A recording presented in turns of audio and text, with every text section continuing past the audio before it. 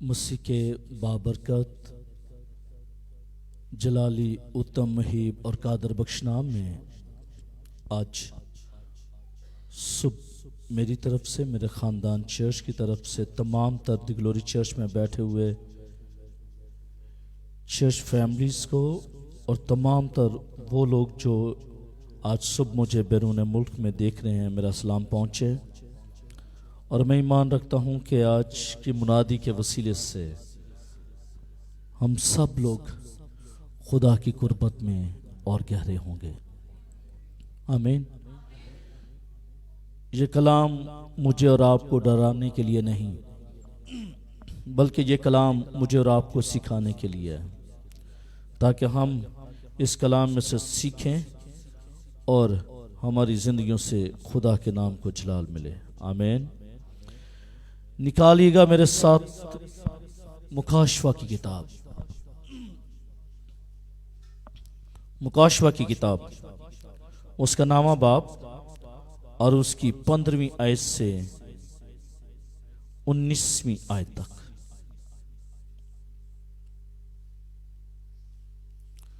मुकाशवा की किताब,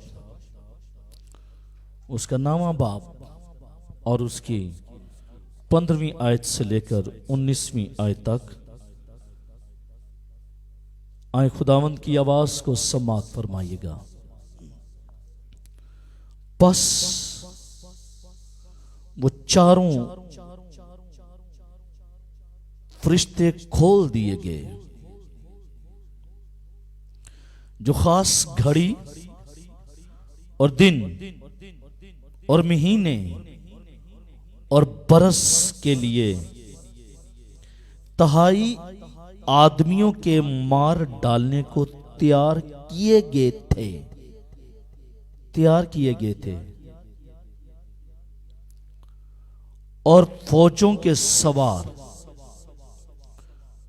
शुमार में 20 करोड़ थे।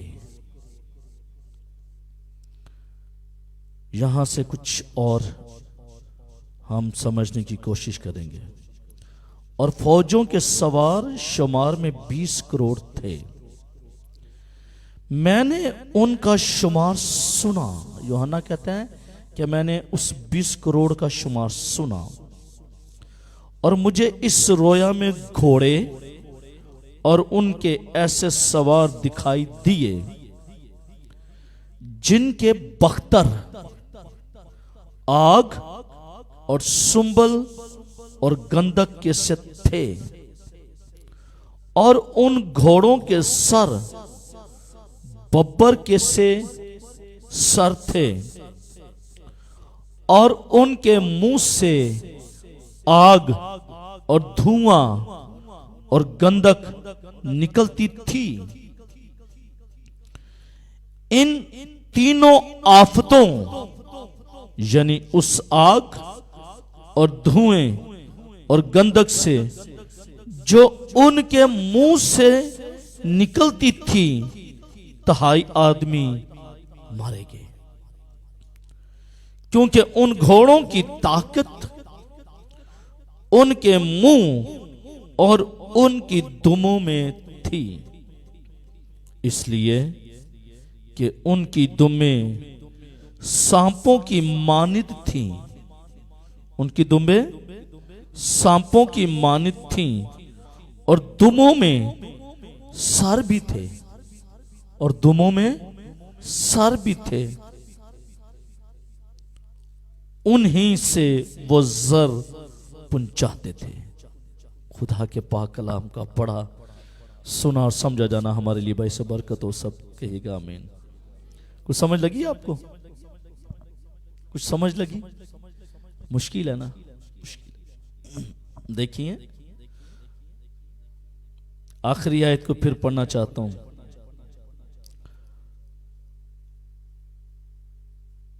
उनके मुंह और उनकी दुमें में थी, इसलिए कि उनकी दुमें सांपों की मानी थी और दुमों में सर भी थे। दुमों में सर भी थे। है दुम, लेकिन उसके अंदर सर भी है। उनके अंदर सर भी थे। उन्हीं से वो जरर पहुंचाते थे। खुदा के पाक कलाम का पढ़ा सुना और समझा जाना हमारे लिए बाइस बरकत हो। सबके का बा आवाज बुलंद आमीन आमीन। आपने सिर्फ इस इक्तबास को, जिसकी तकरीबन 5 आयात है, हमने सिर्फ सुना है। और सुनने से कुछ समझ आया? सुनने से भी नहीं समझ आया। इसलिए मैं ये चाहता हूं कि जब मैं इसकी तफसीर करूं तो बड़े ध्यान के साथ इस तफसीर को सुनिएगा, ताकि जब कभी आपको मौका मिले तो आप इसका जवाब दे सके। आमीन। मेरे अज़ीज़ों, मेरा टॉपिक है छठा नरसिंगा। टॉपिक क्या है? छठा नरसिंगा। कि फरिश्ते ने छठा नरसिंगा फूंका है, और जब छठा नरसिंगा फूंका है तो पहला अफसोस हुआ, और जब पहला अफसोस हो चुका तो उसके बाद दूसरा अफसोस है। ये कौन सा है? दूसरा अफसोस। और दूसरे अफसोस का ये दूसरा हिस्सा है। पिछले संडे आप सब लोग जानते हैं कि मैंने छठा नरसिंगा और उसका दूसरा अफसोस पर मैंने मुनादी की थी, लेकिन आज छठा नरसिंगा, दूसरा अफसोस और उसका दूसरे हिस्से पर बात होगी। पिछली दफा डेमो भी दिया गया कि 4 फरिश्ते हैं जिनको बांधा गया है, जो बंधे हुए हैं।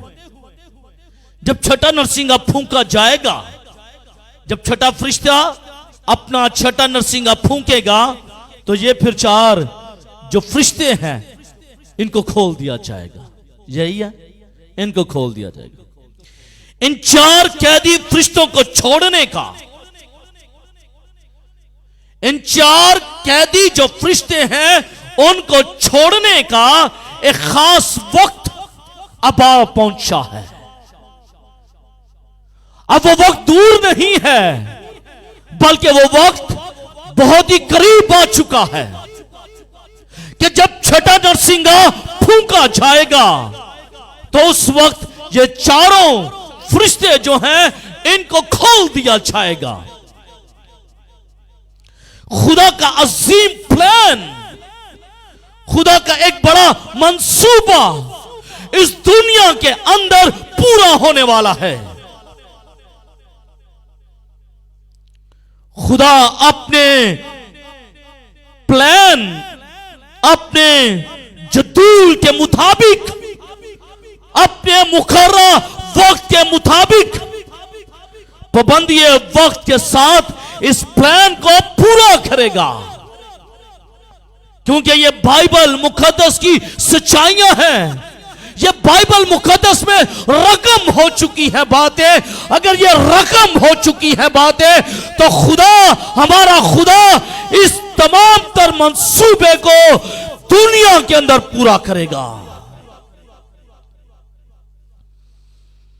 इन 4 फरिश्तों की जो नजरबंदी का ताल्लुक है, वो एक खास काम से था। इनको जो नजरें बंद किया गया था, इनको जो अथागढ़ में डाला गया था, इनको जो दरिया फरात के किनारे इनको बांधा गया था, खुदा का एक खास मकसद था। और उस मकसद को पूरा करने के लिए ऐलान किया जाता है कि इन 4 फरिश्तों का काम जमीन के 1/3 आदमियों को मारना है। यानी कि अब जब नरसिंगा फूंका जाएगा, ये 4 फरिश्ते खोल दिए जाएंगे। और जब ये 4 फरिश्ते खोल दिए जाएंगे, जो दरिया फरात के किनारे इनको बांधा गया है, जब ये खोल दिए जाएंगे, उस वक्त ये जमीन पर 1/3 लोगों को, जिंदगियों को ये मौत के घाट उतार देंगे। ये अजियत नहीं देंगे, ये अजियत नहीं देंगे, क्योंकि अजियत का वक्त इससे पहले था, लेकिन अब अजियत का वक्त नहीं है। क्योंकि अजियत किन्होंने देनी है? टिड्डियों ने। अजियत किन्होंने देनी है?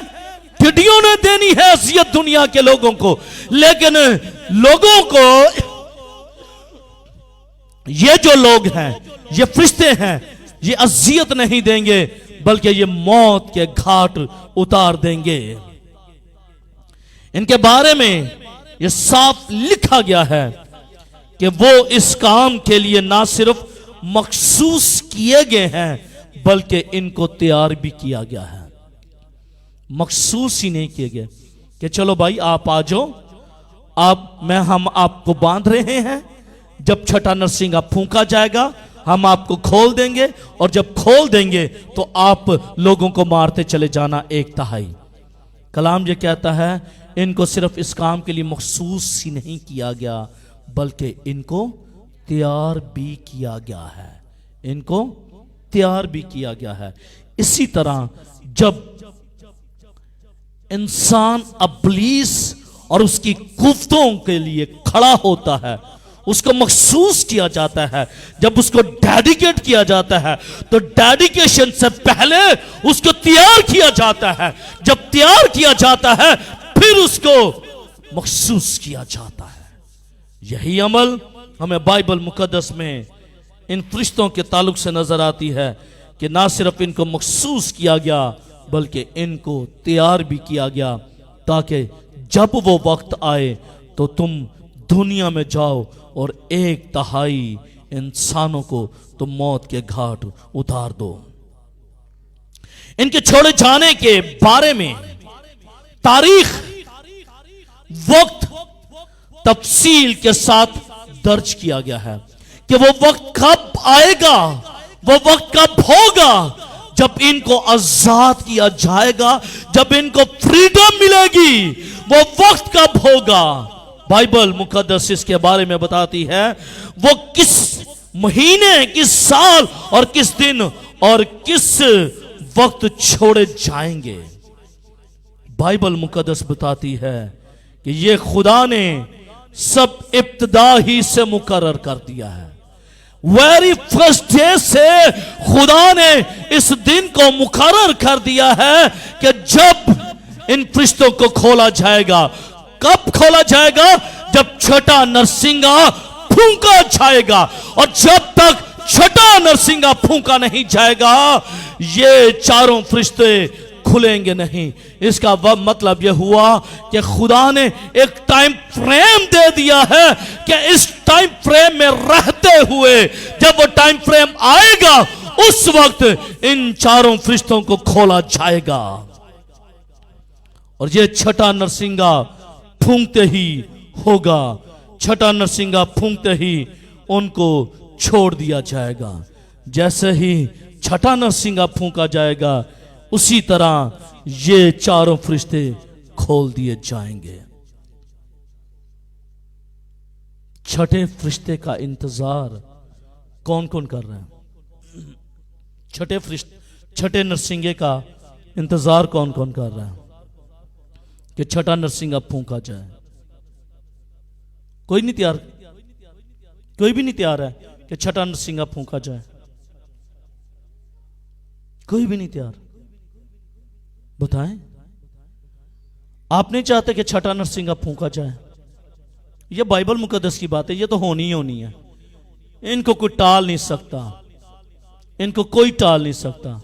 तो अगर ये बाइबल मुकद्दस की सच्चाइयां हैं तो फिर ये छठा नरसिंगा फूंका जाएगा ना। पहला नरसिंगा भी फूंका गया, दूसरा भी, तीसरा भी, चौथा भी, पांचवा भी। अब ये छठा नरसिंगा फूंका जाने वाला है और इसके बाद फिर आखिरी नरसिंगा फूंका जाएगा। छठा नरसिंगा फूंकने के लिए आप तैयार हैं कि खुदा छठे नरसिंगे को फूंके? बोलिए। तो जब छठा नरसिंगा फूंका जाएगा, ये फरिश्ते खोल दिए जाएंगे, तो क्या ये फरिश्ते जो खोले जाएंगे ये आपको मौत के घाट उतारेंगे? मौत के घाट उतारेंगे? मौत के घाट उतारेंगे। और कौन कौन इस मौत से बचना चाहता है? कौन कौन इस मौत से बचना चाहता है? जो जो इस मौत से बचना चाहता है उसको अपने अपने जिंदगियों को तैयार करने की जरूरत है। उनको अपनी अपनी जिंदगियों को तैयार करने की जरूरत है। और जब तक हम अपनी अपनी जिंदगियों को तैयार नहीं करेंगे, हम मौत के घाट उतरते जाएंगे। हम मौत के घाट उतरते चले जाएंगे। जब तक हम अपने आप को खुदा के कलाम के लिए तैयार नहीं करेंगे, उस वक्त तक ये फरिश्ते हमें मौत के घाट उतारते चले जाएंगे। आमीन। जिन इंसानों पर, उन इंसानों में मैं और आप भी हो सकते हैं, जिन इंसानों पर इन फरिश्तों ने काम शुरू करना है,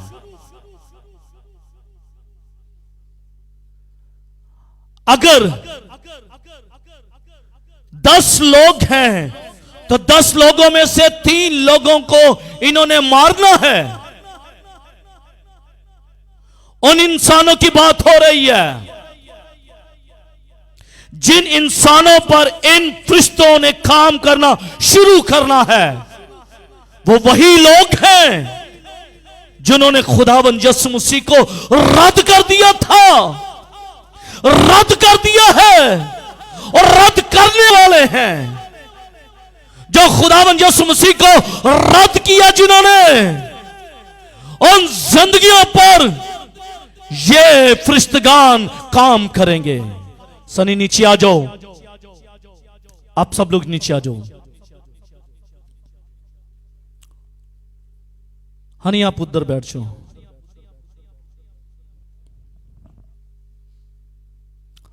आपकी क्या जरूरत थी ऊपर जाने की? इन फरिश्तों ने जिन इंसानों पर काम करना है, वो लोग कौन से हैं? जिन्होंने मसीह को रद्द किया था, जो आज भी मसीह को रद्द कर रहे हैं, जो आने वाले वक्तों में भी मसीह को रद्द करेंगे।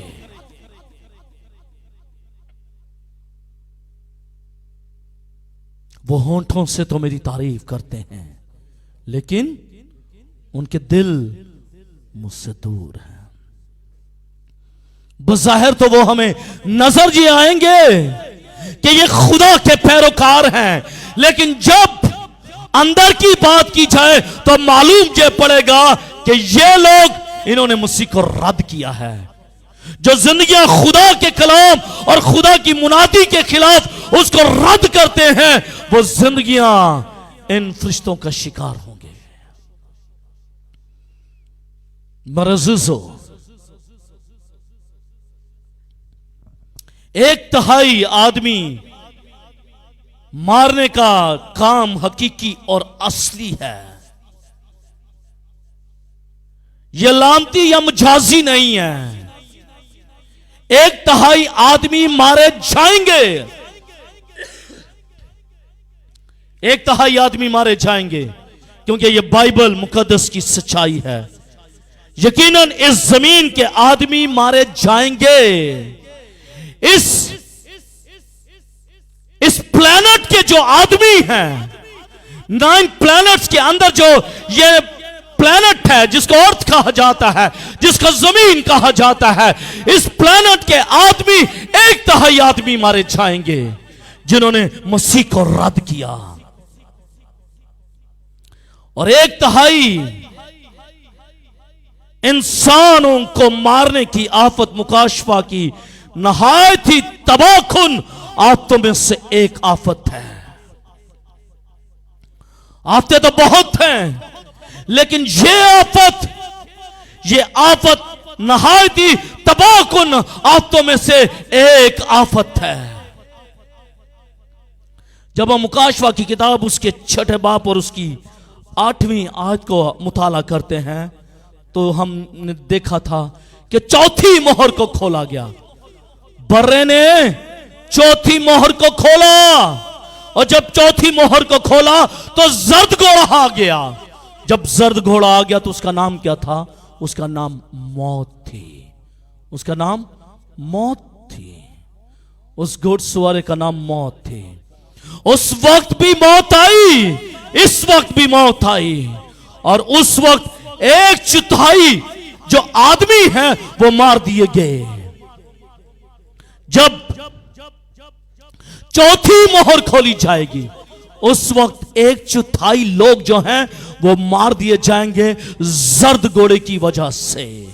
जर्द घोड़ा उनको मारता चला जाएगा और वो 1/4 लोग होंगे, यानी कि अगर 10 लोग हैं जमीन पर तो 4 लोग मर जाएंगे और बाकी 6 लोग छोड़ दिए जाएंगे। और खुदा का कलाम यह कहता है कि जब इसकी बारी आएगी, जब छठे नरसिंगे की बारी आएगी, जब यह नरसिंगा फूंका जाएगा उस वक्त 1/3 जो है दुनिया मारी जाएगी। इसका मतलब यह है कि ये दोनों की जो आबादी है, इन दोनों की आबादी को जब मिलाया जाएगा तो ये दुनिया का निफ्स हिस्सा बन जाएगा। दुनिया का निफ्स हिस्सा बन जाएगा, यानी कि आधी आबादी जो है वो मार दी जाएगी, आधी आबादी खत्म कर दी जाएगी, आधी आबादी मौत के घाट उतार दी जाएगी, आधी आबादी इस जमीन पर उसका वजूद नहीं रहेगा। 1/4 आबादी जब चौथी मोहर को खोला जाएगा उस वक्त खत्म होगी। दूसरी आबादी 1/3 आबादी है जब छठा नरसिंगा फूंका जाएगा उस वक्त 1/3 आबादी मरेगी। और ये दोनों आबादियों का जब कैलकुलेशन किया जाएगा तो ये दुनिया की निस्फ ये आबादी होगी, यानी कि दुनिया की आधी आबादी जिन्होंने मसीह को रद्द किया वो मार डाले जाएंगे, वो मार डाले जाएंगे। बुलंद आवाज के साथ कहिएगा, बुलंद आवाज के साथ। भाई भी बोलें, वो मार दिए जाएंगे। कितने लोग? आधी दुनिया मार दी जाएगी, क्योंकि कलाम यह कहता है कि जब चौथी मोहर खोली जाएगी जर्द घोड़ा आएगा, 1/4 लोग मारे जाएंगे। फिर कहता है मुकाशवा उसका नामा बाप, उसकी 16वीं आयत में यह लिखा है कि जब छठा नरसिंगा फूंका जाएगा 1/3 लोग मार दिए जाएंगे, 1/3 लोग मार दिए जाएंगे, 1/3 लोग मार दिए जाएंगे। अब क्या मैं और आप उस दुनिया की आधी आबादी में शामिल हैं या नहीं हैं? कौन मरेगा? ये फरिश्तगान किनको मारेंगे? जर्द घोड़ा किसको मारेगा? क्या जब जर्द घोड़ा आएगा मैं और आप उसकी लपेट में होंगे? क्या जब ये छठा नरसिंगा फूंका जाएगा क्या मैं और आप इन 4 फरिश्तों की जर्द में आएंगे, या फिर हम छोड़ दिए जाएंगे, हम बच जाएंगे? हम बच जाएंगे। क्या हम बच जाएंगे या हम शिकार होंगे या हम मारे जाएंगे? अब सवाल है कि मरना है तो आपने खुद मरना है, बचना है तो आपने खुद बचना है। यीशु मसीह ने आपको एक राह दे दी है। यीशु मसीह ने क्या कहा? राह और जिंदगी तो मैं हूं, जो कोई मुझ पर ईमान रखता है गो वो मर भी जाए तो भी वो जिंदा है, बेशक जिस्मानी मौत भी आ जाए तब भी वो जिंदा रहेगा। और ना सिर्फ मरने के बाद बल्कि अगर ये अफवात भी आ जाए हमारी जिंदगियों पर तो जो कोई यीशु मसीह पर ईमान रखेगा वो जिंदगी पाएगा। लेकिन ईमान कैसा? ईमान कैसा होना चाहिए? हाँ यीशु मैं तुझसे प्यार करता हूँ, हाँ यीशु मैं तुझसे प्यार करता हूँ, हाँ यीशु देख मैंने तो तुझे टाइट भी दी है, हाँ यीशु देख मैं तो तेरे लिए हदिया भी लाया हूँ। It's love with him. क्या ये उसके साथ ये मोहब्बत है? इट्स एनफ, ये काफी है उसके लिए? नहीं।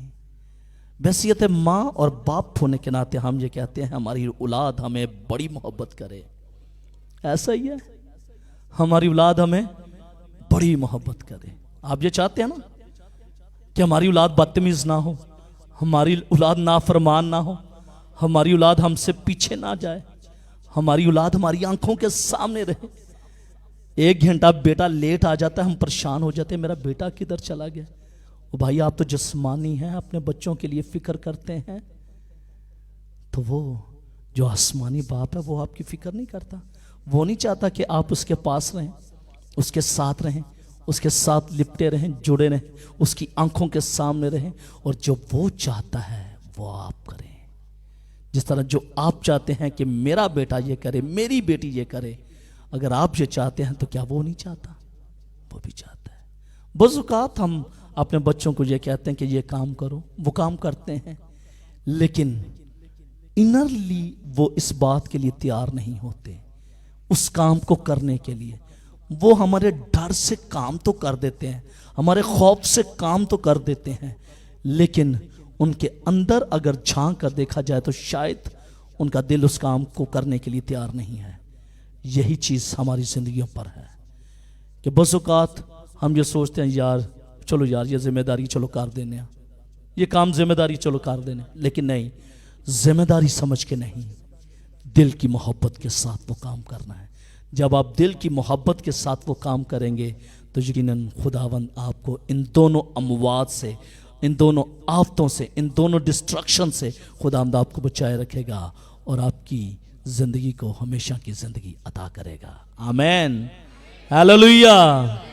क्या आप चाहते हैं कि आपके बच्चे आपके फरमाबरदार बन जाएं?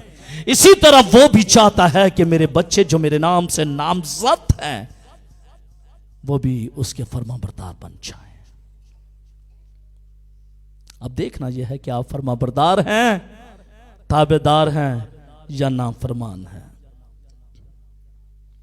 मेरे अज़ीज़ों, जब छठा नरसिंगा फूंका जाएगा, 4 फरिश्ते खोल दिए जाएंगे, और जब 4 फरिश्ते खोल दिए जाएंगे उस वक्त एक बड़ी डिस्ट्रक्शन आएगी, और 1/3 जो है वो क्या, दुनिया मौत के घाट उतर जाएगी, मौत के घाट उतर जाएगी। और मेरे अज़ीज़ों, इसके साथ साथ हमने ये भी पढ़ा, और फौजों के सवार शुमार में 20 करोड़ थे। अब आप भी सोचते होंगे ये फौजें कहां से आ गई, इनका शुमार 20 करोड़ है। ये 4 फरिश्तों की बात हो रही है, 4 फरिश्तों की समझ तो आ रही है। क्यों इज़हाब की मामा, ये 4 फरिश्तों की तो बात समझ में आ गई है ना कि 4 फरिश्ते हैं, ये 4 फरिश्ते दुनिया को मौत के घाट उतारेंगे। लेकिन अब ये 20 करोड़ की बात ये कहां से आ गया? दूसरी, और फौजों के सवार शुमार में 20 करोड़ थे। मैंने उनका शुमार सुना, यूहन्ना कहता है कि मैंने शुमार सुना है कि वो 20 करोड़ थे। कितने? 20 करोड़ थे। है कौन? फौजी। है कौन? फौजी। इसका मतलब है कि यहां पर मुसन्निफ, यहां पर यूहन्ना जो है वो हमारी नजर को किसी और तरफ भी लेकर जाना चाहता है। इसको ध्यान से सुनिएगा, इनको ध्यान से सुनिएगा। 20 करोड़ फौजी कहां से आ गए? उन्होंने तो नहीं मारना, मारना तो भाई 4 फरिश्तों ने मारना है, 1/3 फरिश्तों ने मार दिया। ये 20 करोड़ ये फौजी जो हैं ये कहां से आ गए? ऐसा लग रहा है कि इस कहानी को थोड़ा सा ट्विस्ट किया गया है, ट्विस्ट करके बयान किया गया है, लेकिन इस कहानी के मंजर को थोड़ा सा भी ट्विस्ट नहीं किया गया, बल्कि यूहन्ना जो बात कहना चाहता है वही हकीकत है। ट्विस्ट नहीं किया गया।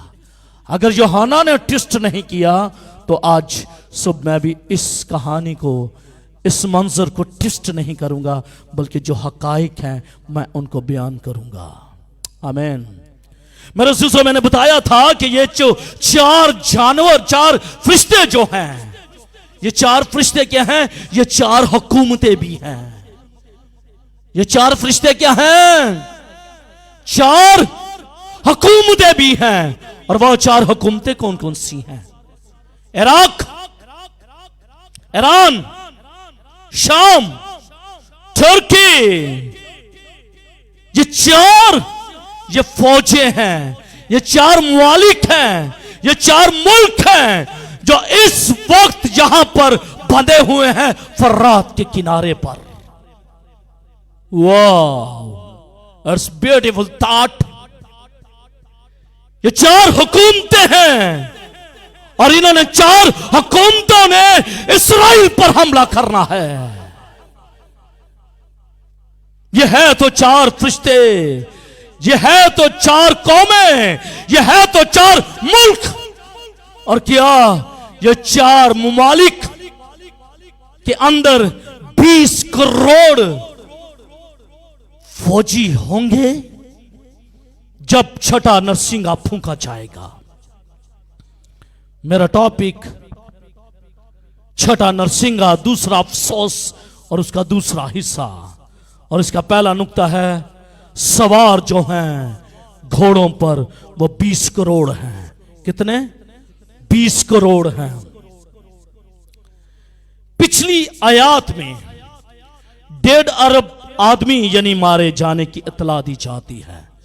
तकरीबन दुनिया के अंदर तकरीबन 1.5 अरब जो है वो दुनिया मार दी जाएगी, जो सिर्फ इन चारों फरिश्तों ने मारने हैं।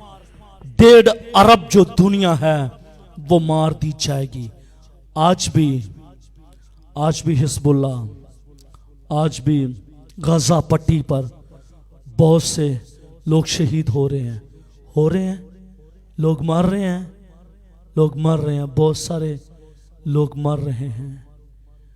खुदा का कलाम ये कहता है कि जब छठा नरसिंगा फूंका जाएगा उस वक्त ये चारों फरिश्तों ने ये उठेंगे, ये चार कौमें, ये चार मुल्क ये उठेंगे और ये खौफनाक और तबाहकुन आफत लाने के लिए 20 करोड़ आदमियों की फौज को इस्तेमाल करेंगे। ये जो चार मुमालिक हैं ये 20 करोड़ फौजियों का इस्तेमाल करेंगे।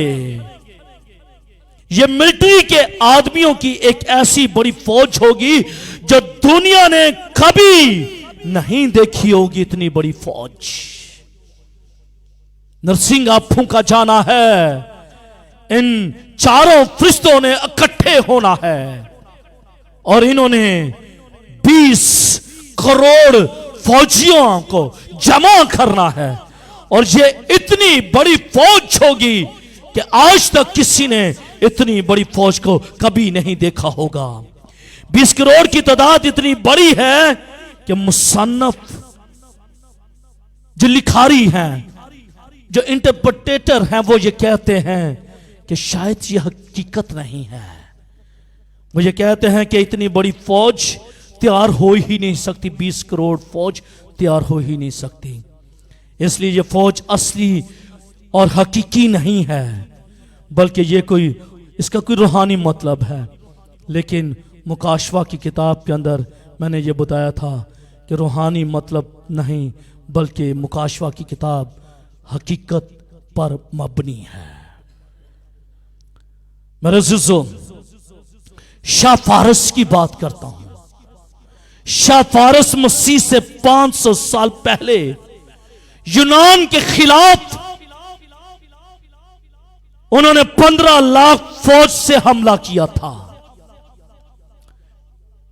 मसीह की आमद से पहले, मसीह से 500 साल पहले शाह फारस के पास जो फौजी थे जिन्होंने यूनान के खिलाफ उन्होंने सफाराई की थी, वो 15 लाख थे। कितने? उस वक्त 15 लाख थे जब दुनिया की आबादी बहुत थोड़ी थी।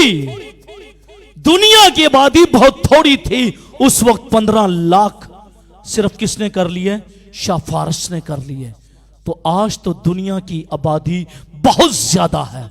तो क्या यह मुमकिन नहीं है कि ये 20 करोड़ जो सवार हैं, 20 करोड़ जो फौजी हैं, क्या ये मुमकिन नहीं है? जबकि दुनिया की आबादी जो आज दुनिया की आबादी है 6 अरब यानी कि 6 बिलियन है। 6 बिलियन, उस वक्त बड़ी थोड़ी सी तादाद के अंदर दुनिया थी, तो उस थोड़ी सी तादाद के अंदर शाह फारस ने 15 लाख जो है वो फौजियों को कायम कर लिया। और आज क्या 6 अरब दुनिया का मजमुआ हमें नजर आता है, तो 6 अरब की दुनिया के अंदर 20 करोड़ लोग जो फौजी नहीं हमें मिल सकते, मिल सकते हैं, हो सकते हैं। दूसरी जंग अजीम में अमेरिका की फौज में 1 करोड़ 20 लाख फौजी थे जब दूसरी जंग अजीम शुरू हुई। अब तीसरी जंग अजीम शुरू होनी है और एंड हो जाना है, खात्मा हो जाना है। दूसरी जंग अजीम में अमेरिका ने, हम देखते हैं कि 1 करोड़ 20 लाख फौजियों को उसने तैनात कर दिया था। तो क्या दूसरी जंग अजीम के बाद जब तीसरी जंग अजीम होनी है तो दुनिया की आबादी तो और ज्यादा बढ़ती जा रही है। उस वक्त अगर अमरीकियों ने 1 करोड़ फौजियों को जन्म दिया तो क्या आज 20 करोड़ लोगों को ये 4 मुल्क जन्म नहीं दे सकते? दे सकते हैं। इसका मतलब यह हुआ कि 20 करोड़ जो फौजी हैं वो तैयार हो रहे हैं। पाकिस्तान का 80% रुपया कहां पर जाता है मालूम है? हाँ, फौज में। 20% किसके पास आता है? आवाम में आता है। इसका मतलब है कि हर एक कौम की जो नजर है वो उसकी किस पर है? फौज पर है। किस पर है? फौज पर है। वो फौज को अपलिफ्ट करना चाहते हैं, बढ़ाना चाहते हैं, तरक्की देना चाहते हैं। दुनिया बढ़ रही है, मसाइल में बढ़ रही है, लेकिन हुकूमतें जो हैं वो अपना पैसा फौज पर लगाती जा रही है ताकि किसी तरीके से कोई मुल्क हम पर हमला ना करते। मेरे अज़ीज़ों, इसका मतलब ये साफ जाहिर है कि ये जो चार फरिश्ते हैं, ये 4 कौमें हैं, यानी कि इराक, ईरान, शाम और टर्की, तो क्या ये 20 करोड़ फौजियों को जन्म नहीं दे सकते? तो जब ये 20 करोड़ फौजियों को जन्म देंगे तो क्या ये दुनिया की 1/3 आबादी को मार नहीं देंगे? मार डालेंगे, ये मार डालेंगे। लेकिन बचेंगे कौन? बचेंगे कौन? जिनके माथों पर बरे के लहू की छाप होगी वही बच पाएंगे, और जिन पर बरे के लहू की छाप नहीं होगी वो नहीं बच पाएंगे। मेरे अज़ीज़ों, दूसरी बात, जब ये तमाम काम होगा उस वक्त 3 आफतें भी आएंगी। इस सिनेरियो के अंदर 3 आफत का जिक्र हमें मिलता है। अगर जो ये जंग का मंजर है, टैंक और तोपें, आग और धुआं और गंधक उगल रहे हैं, देखिएगा।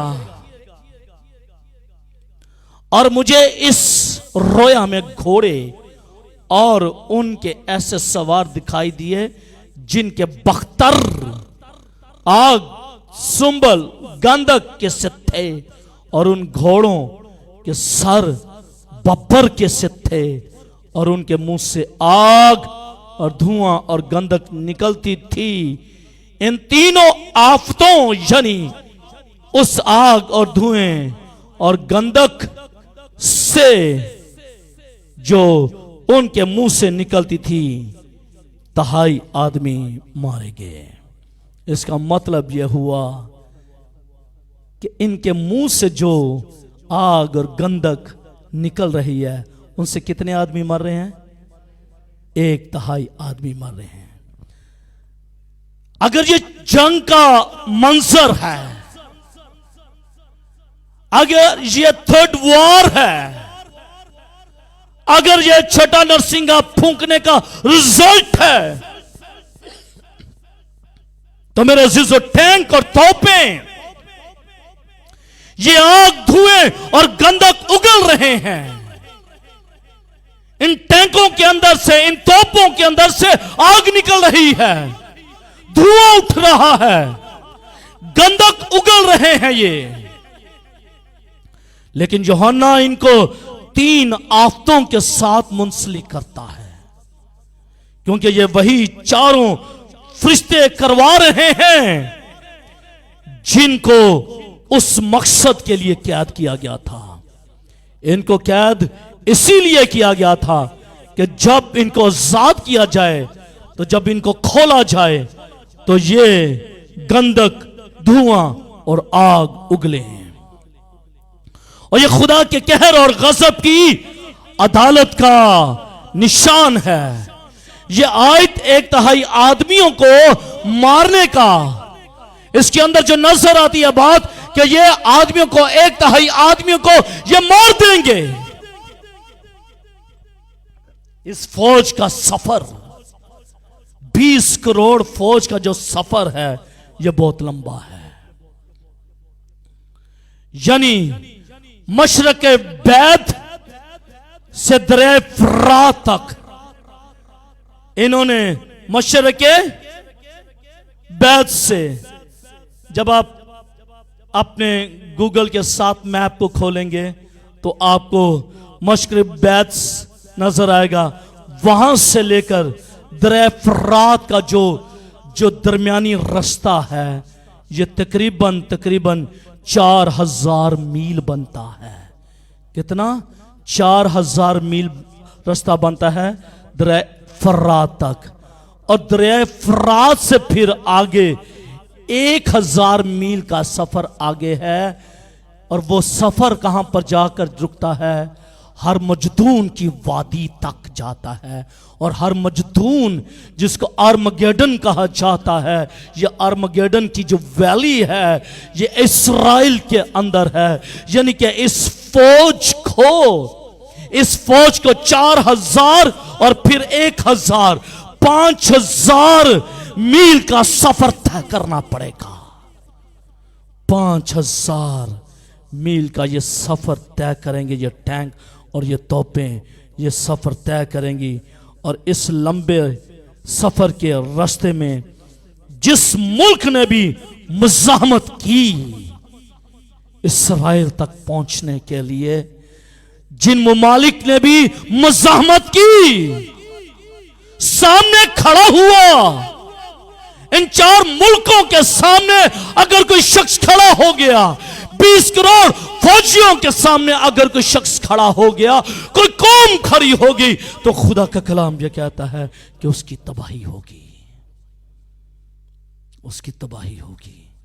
क्योंकि इनको एक एजेंडा दिया गया कि अभी तुमने बंधे रहना है, और जब इनको खोलना है तो इनको एक एजेंडा दिया गया कि तुमने मशरक बैत से आपने अपने सफर को शुरू करके दरिया फरात पर आना है, और दरिया फरात से फिर मजदून की वैली में चले जाना है, और फिर इज़राइल को सफाए हस्ती से मिटाने की कोशिश करनी है। और जो कोई भी इस रास्ते में से उनके सामने आएगा, तबाही उसका मुकद्दर बन जाएगी। हम मुकाशफा उसका 16वां बाब और उसकी 13वीं आयत में देखेंगे कि क्यों ये बड़ी फौज इस्राएल की तरफ जा रही है। इस आयत में सिर्फ उसकी तैयारी और उसके वसीले से होने वाले नुकसान का अंदाजा सिर्फ बताया गया है। लेकिन जब हम मुकाशफा की किताब उसके 16वें बाब में जाएंगे तो हम ये जान पाएंगे कि क्यों ये फौज इस्राएल की तरफ बढ़ रही है।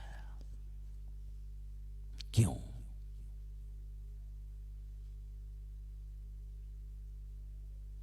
इस्राएल खुदा की चुनी कौम है, खुदा की प्यारी कौम है, खुदा की लाडली कौम है।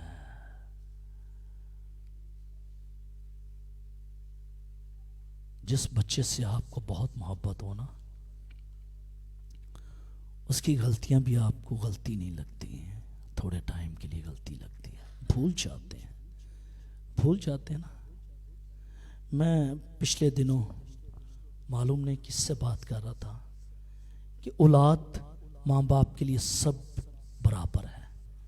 ऐसे ही है, आप भी माँ हैं, आप भी माँ हैं, आप बाप हैं, आप भी। आपकी औलाद आपकी बराबर है, बोलिएगा ना जी शाजिया।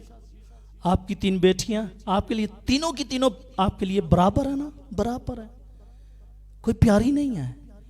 लेकिन उन तीनों में से किसी एक के अंदर ये क्वालिटी पाई जाती है, उन तीनों में से किसी एक के अंदर ये क्वालिटी पाई जाती है कि वो मोहब्बत का दरिया जो आपकी जिंदगी में अपनी बेटियों के बारे में है उसमें से ज्यादा पी सके। वो मालूम नहीं कि कौन सी बेटी है, कौन सी बेटी आपसे ज्यादा प्यार ले ले, नोबडी नोज। लेकिन आपको मालूम है कि ये जौन सी पता नहीं दूसरे नंबर पर है या तीसरे नंबर पर है, ये मुझसे ज्यादा प्यार ले रही है। ऐसे ही है, ऐसा होता है। आपके 4 बच्चे हैं, आपका जो मोहब्बत है, जो आपकी प्यार है, चारों बच्चों के लिए सेम है। लेकिन मालूम नहीं इन चारों बच्चों में से कौन सा एक बच्चा आपसे ज्यादा मोहब्बत ले जाता है।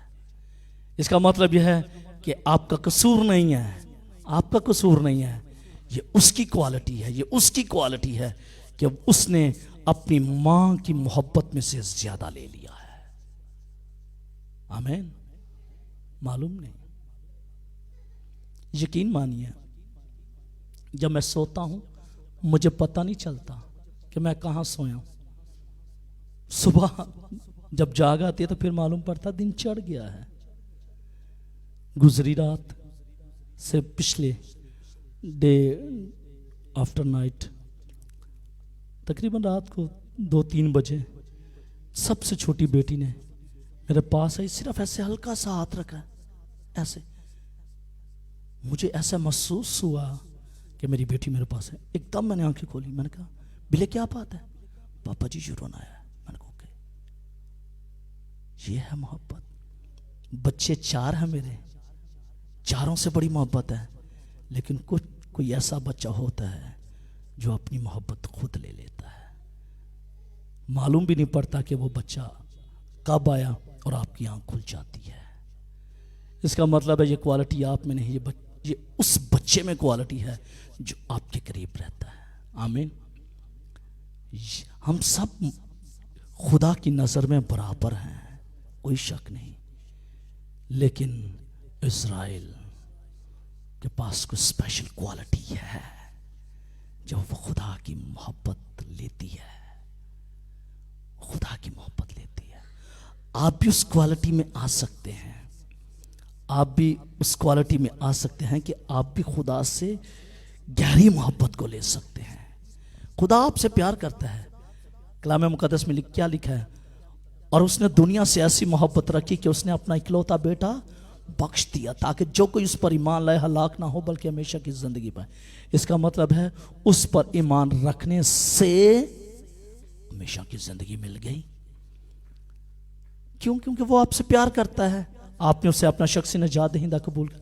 लेकिन अगर इस कम्युनिटी के अंदर अगर कोई बेटा, अगर कोई बेटी कुछ ज्यादा मोहब्बत मसीह से करेगा तो वो ज्यादा मसीह के करीब आएगा, ज्यादा मसीह के करीब आएगा। इसलिए कोशिश किया करें कि उससे ज्यादा मोहब्बत करने की, ताकि वो आपकी जिंदगी में गहरा होता चला जाए। आमीन। हम 16वें बाब में देखेंगे कि क्यों ये 4 कौमें, क्यों ये 4 फरिश्तगान इज़राइल की वादी हर मजदून की तरफ बढ़ रही है। हम 16वें बाब में देखेंगे और खुदा का कलाम ये कहता है, और इसलिए कि उनकी दुमें सांपों की मान थी और दुमों में सर भी थे, उन्हीं से वो जर पुंचाते थे। यहां पर फिर उनकी जंगी मशीनों को धुराया गया है। अब आप भी कहेंगे कि ये आयत क्या है? फिर सुनिएगा, क्योंकि उन घोड़ों की ताकत उनके मुंह और उनकी दुमों में थी। मुंह में तो समझ आ रही है लेकिन दुमों में समझ नहीं आ रही इसका मतलब है कि यहां पर प्रोनिफाइड किया गया है, तशबीहन बात की गई है, इसलिए कि उनकी दुमें सांपों की मानित। इसका मतलब है कि दुम है लेकिन वो सांपों की मानित है, और दुम में सर भी थे। इसका मतलब है जहां पर दुम का एंड होता है वहां पर उनका सर है। एक सर आगे है, एक सर दुम के एंड पर है, दो सर हैं। उन्हीं से वो जरर पहुंचाते, यानी कि सर से भी जरर पहुंचाते, और पीछे जो दुम का एंड वाला हिस्सा है उसके ऊपर जो सर लगा हुआ है उससे भी वो जरर पहुंचाते। आमीन। देखिएगा यहां पर फिर उनकी जंगी मशीनों को दोहराया जाता है जो मैदान जंग में इस्तेमाल होते हुए यूहन्ना देख रहा है। अब किसी तोप को इस आयत की रोशनी में देखें। तोप देखी है, तोपे देखी है। एक दफा हम सफर को रवाना हो रहे थे तो कुछ बहन भाई थे, हम 8 बहन भाई ने इसलिए लफ्ज कुछ इस्तेमाल किया। उनमें से कुछ जा रहे थे तो किसी ने पूछ लिया बहन से कि तोप किसकी बनी? कहती प्लास्टिक की होती है। तोप किसकी होती है? प्लास्टिक की होती है। प्लास्टिक की तोप नहीं होती, मेटल की तोप होती है। किसकी? मेटल की तोप होती है। और तोप को इस आयत की रोशनी में देखें, चाहे वो टैंक की तोप है या फिर जरा बख्तर गाड़ियों की तोप है वो, या फिर वो सिर्फ तोप ही है। ये 3 किस्म की तोपें हैं। उनकी लंबी नाली आगे लगी होती है, ऐसे ही है, जिसके अंदर ब्रूद डाला जाता है और वो ब्रूद उसमें से निकलता है। लंबी नाली होती है, बोलिएगा, ऐसे लंबी नाली लगी होती है ना तोप के आगे, और वो क्या है? वो क्या है? सर है। और तोप को अगर ध्यान से आज अगर आप गूगल में जाकर देखें तो वो सिर्फ उसकी नाली आगे ही नहीं होती, उसकी नाली पीछे भी होती है। उसकी नाली पीछे भी होती है, यानी कि वो अपने दुश्मनों को आगे से भी मात देती है और अपने दुश्मनों को पीछे से भी मात देती है। और वो जो नाली होती है उसको क्या कहा गया है? ये सांप की तरह लंबी है। ये दुम है, उसके पीछे जो है उसको कहा गया है ये दुम है, सांप की तरह ये दुम है। और इसके मुंह के अंदर ये क्या है? मुंह से क्या निकलती है? आग निकलती है। इसका मतलब यह हुआ कि 21वीं सदी, क्योंकि हम 21वीं सदी की बात करें, 21वीं सदी हो सकता है कि तीसरी जंग अजीम आज शुरू हो जाए, इसलिए मैं 22वीं सदी की बात नहीं करूंगा, 21वीं सदी की बात कर रहा हूं। 21वीं सदी की जंग का पहली सदी की जुबान में बयान हो रहा है। कब यह लिखी गई किताब? पहली सदी में यह लिखी गई। पहली सदी में यह किताब लिखी गई और 21वीं सदी में इसका तलाक होगा, इसकी तकमील होगी। यानी कि यूहन्ना को तो मालूम नहीं था कि उस वक्त किस तरह की जंग होगी, फौज किस तरह की होगी, तोपें किस तरह की होंगी, टैंक किस तरह की, उससे तो नहीं था मालूम। इसलिए उसने जो कुछ वो रोया में देख रहा था उसको बयान करने की कोशिश कर रहा था, उसको बयान करने की कोशिश कर रहा था। और फिल हकीकत वो टैंक्स की, तोपों की बात कर रहा था जो 21वीं सदी में तीसरी जंग अजीम में काम शुरू होने वाला है। और वो तोपें आगे से भी बारूद फेंकेंगी और वो पीछे से भी बारूद फेंकेंगी। और कितने लोग मर जाएंगे? 1/3। और ये फौज कितनी होगी? 20 करोड़ फौज होगी। और 20 करोड़ फौज ने 1/3 दुनिया को मारना है। लेकिन बचेगा कौन? जिनके माथे पर बरे की लहू की छाप होगी।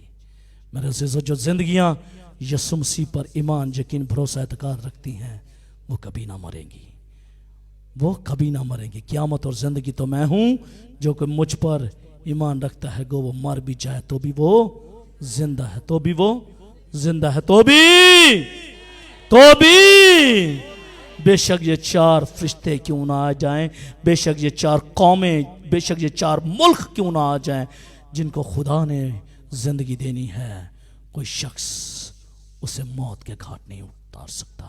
और जिसको खुदा ने मौत देनी है उसको कोई शख्स बचा नहीं सकता, क्योंकि खुदा का कलाम ये कहता है कि मुझे जान देने का भी इख्तियार है और जान ले लेने का भी इख्तियार है, और इस इख्तियार को कोई मुझसे छीन नहीं सकता। मेरे अज़ीज़ों, पहली सदी में लिखी गई ये किताब 21वीं सदी में इसकी तकमील होने वाली है। अगर इसकी तकमील होने वाली है तो now we have to get ready. अभी हमने अपने आप को तैयार करना है ताकि हम इस डिस्ट्रक्शन का, इस तबाही का के अंदर ना आ जाए। हमने बचना है, हमने बचना है और हमने मसीह का नाम लेना है। खुदा मुझे और आपको ये फजल बख्शे कि हम इस 20 करोड़ फौजियों से बच जाएं और खुदावंद यीशु मसीह को अपना शख्सी निजात दहिंदा कबूल करते हुए उस पर ईमान, यकीन, भरोसा, एतकाद रखते हुए उसके नाम को जलाल दें, ताकि हमारी ज़िंदगियों से खुदा का नाम जलाल पाए। आमीन। आए मेरे अज़ीज़ों, अपनी आंखों को बंद करें, अपने सरों को झुकाएं और हम दुआ मांगें। आसमानी खुदा, यीशु के नाम के वसीले से आज मैं दुआ मांगता हूँ कि खुदावंद 21वीं सदी के अंदर जो तीसरी जंग अजीम का वक्त आने वाला है, खुदावंद हमें बचा ले, हमें बचा ले, क्योंकि तेरा कलाम ये कहता है कि जब तू मौत के साए की वादी में से गुजरेगा तो खुदावंद मेरा खुदा मेरी हिफाजत करेगा।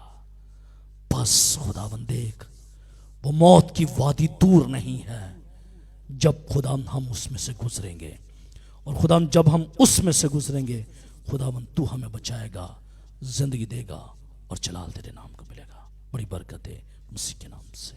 आमीन, आमीन।